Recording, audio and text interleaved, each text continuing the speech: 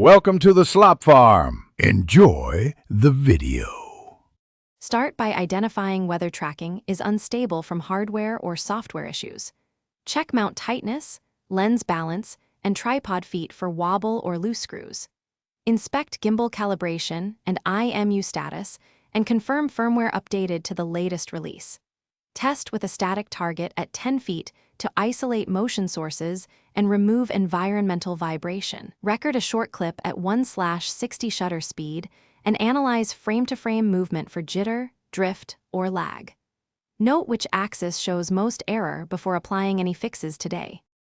Begin by balancing your camera on the gimbal until tilt and roll stay centered.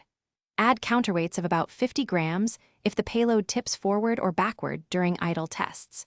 Check lens zoom and focus positions and rebalance for each lens configuration you will use. Run auto-calibration and follow prompts until IMU errors report below 0. 5 degrees for reliable stabilization. Tighten all mounting screws and verify quick-release clamps engage fully. Reboot the gimbal after calibration to ensure new settings take effect. Adjust camera settings to reduce motion blur by setting shutter to twice the frame rate.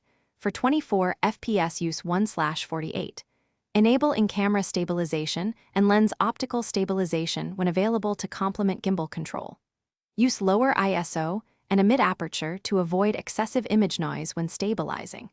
Secure tripod legs and add 3.5 inches of foam padding under the base to absorb micro-vibrations on uneven surfaces. When moving, use a strap and bend knees to keep a steady center of mass and reduce handheld sway.